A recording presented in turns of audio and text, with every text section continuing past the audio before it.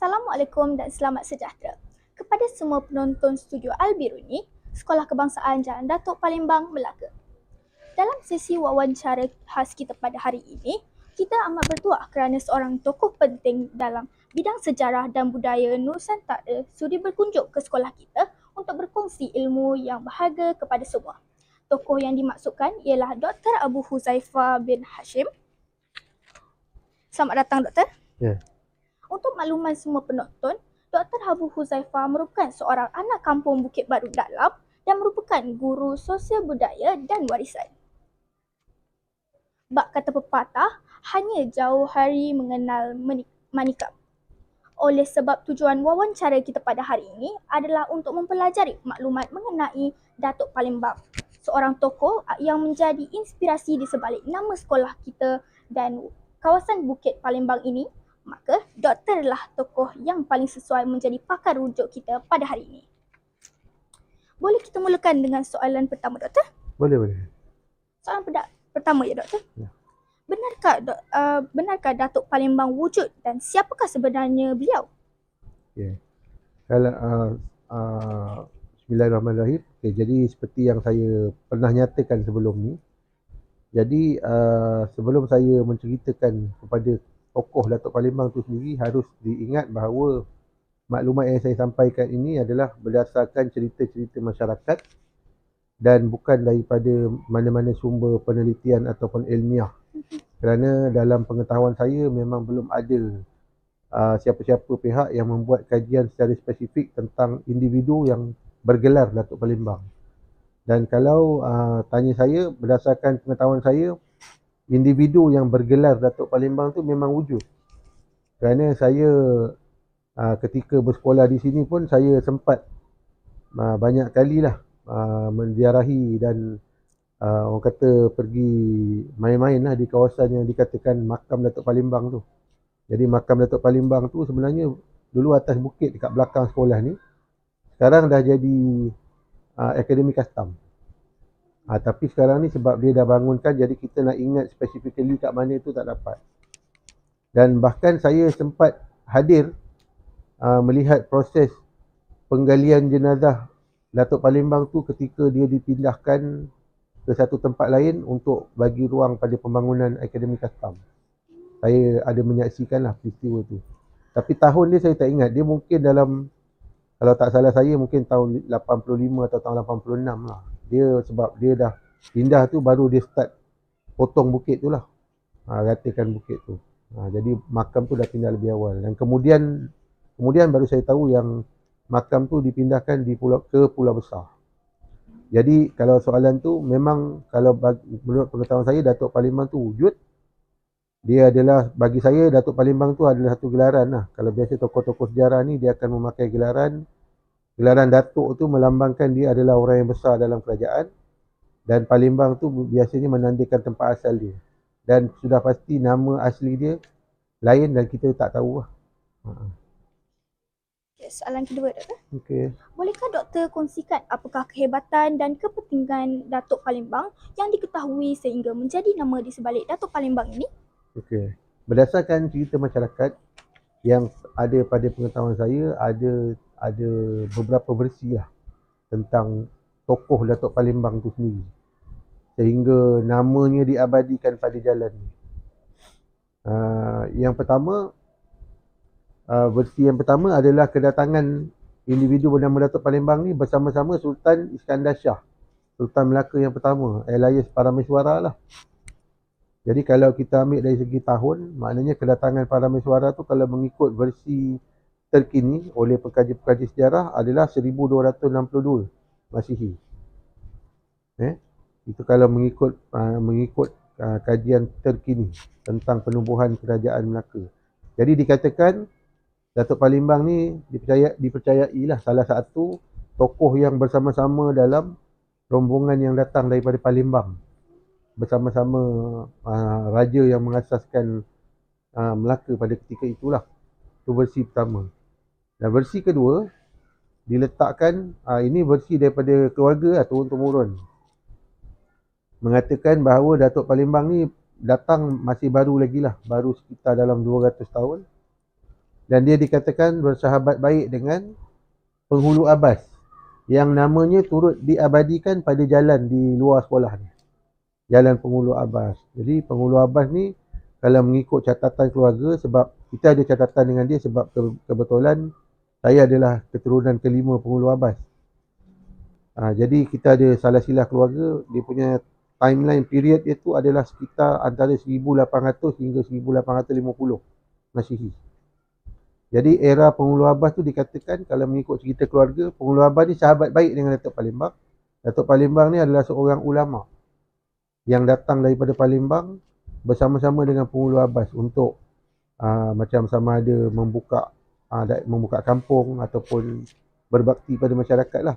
So kalau Datuk Palembang yang versi keluarga ni mengatakan dia ulama, maknanya bila dia datang ke sini dia adalah untuk berdakwah.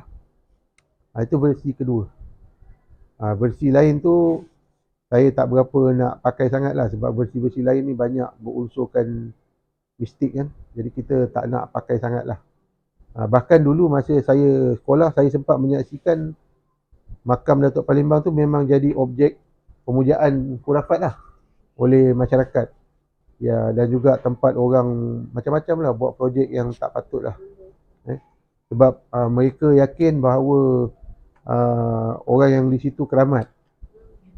Tapi dari segi Islam memanglah dia, kalau dia seorang ulama yang soleh, memanglah dia keramat. Dia ada keramat dia. Tapi kekeramatan dia tu telah disalahgunakan oleh masyarakat tertentu lah. Doktor, adakah Datuk Palembang ini susul galurnya mempunyai kaitan dengan para mesmora yang berasal dari Palembang? Itu tadi saya dah cakap. Kalau versi pertama, dia memang datang dengan rombongan Sultan Iskandar Shah. Itu versi pertama. So, versi ni daripada cerita masyarakat. Bukan cerita daripada Google ke, daripada apalah. Sebab Google memang tak ada cerita dia ni. Tapi versi cerita masyarakat, dia datang dengan Sultan Iskandar Shah, Parameswara. Soalan terakhir ya, Doktor. Apakah sumbangan Datuk Palembang terhadap masyarakat setempat di kawasan ini atau di Melaka secara umumnya? Dia kata orang harimau mati meninggalkan belang kan, manusia mati meninggalkan nama. Jadi salah satu sumbangan besar dia adalah nama dia diabadikan lah pada jalan ni dan sekolah ni. Dan sudah pastilah ketokohan dia tu diiktiraf oleh kerajaan pada masa itu. So kerajaan era mana yang bagi nama jalan Datuk Palembang dan sekolah Datuk Palembang tu. Jadi pasti dia mereka lebih tahulah. Jadi kalau dalam pengetahuan saya, peranan dia besar sebagai seorang tokoh pendakwah yang bukan saja menyebarkan ajaran Islam, tapi juga mendidik masyarakat tempatan dalam meluruskan memurnikan fahaman-fahaman mereka tentang agama Islam lah. Sebab dulu Melaka ni, kalau dalam cerita-cerita sejarah kita tahu ada banyak tradisi-tradisi yang dikatakan khurafat lah. Contohnya sehingga akhir tahun 60-an masih lagi meraihkan mandi safar dan sebagainya lah. Buang ancak. Buang ancak ni mereka membuang saji-sajian di laut. Tapi benda ni dihentikan perlahan-lahan mulai tahun 70-an. Jadi saya yakin bahawa Datuk Palembang ni salah satu kedatangan dia tu adalah dia nak memurnikan ajaran masyarakat tempatan supaya tidak terpesong lah daripada ajaran Islam yang sebenar. Tu bagi saya itulah jasa dia yang besar lah. Yang lain tu saya tak pasti. Terima kasih yang tidak terhingga kami ucapkan kepada Dr. Abu Huzaifah atas perkongsian informasi yang amat bermakna buat kami warga SK Jalan Datuk Palembang. Sebelum kita akhiri sesi wawancara ini, bolehkah doktor kongsikan sedikit ucapan atau harapan ringkas kepada warga sekolah dan penonton-penonton di luar sana? Jadi saya sebagai alumni lah, pelajar sekolah sini, macam saya pernah nyatakan pada cikgu-cikgu tadi, bukan sahaja saya sekolah sini, adik-beradik saya semuanya sekolah sini. Anak-anak saya, anak-anak saudara saya yang mana duduk di kampung semua sekolah di sini lah. Dan daripada keluarga kami sahaja dah lahir sekurang-kurangnya 3 orang yang bergelar doktor. Dah lahir 3 orang engineer. Dan bagi saya ini satu yang sangat berkait rapat dengan pendidikan awal kami lah daripada sekolah ni.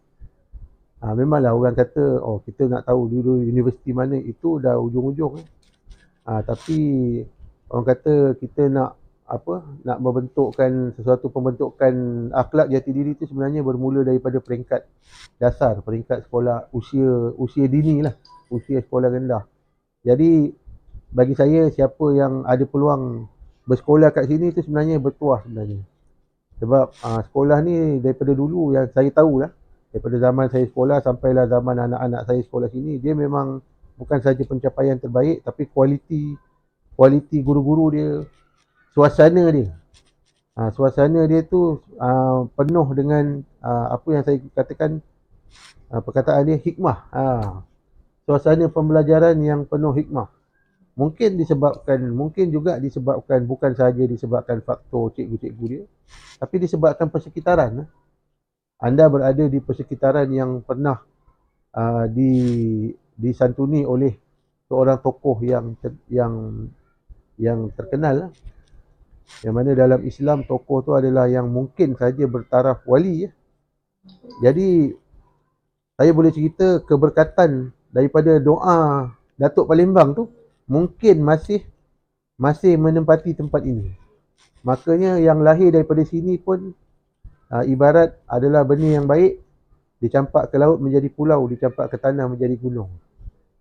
Jadi itulah yang saya boleh bagi sikit inspirasi lah buat siapa yang dengar tentang sekolah ni. Alhamdulillah, terima kasih doktor.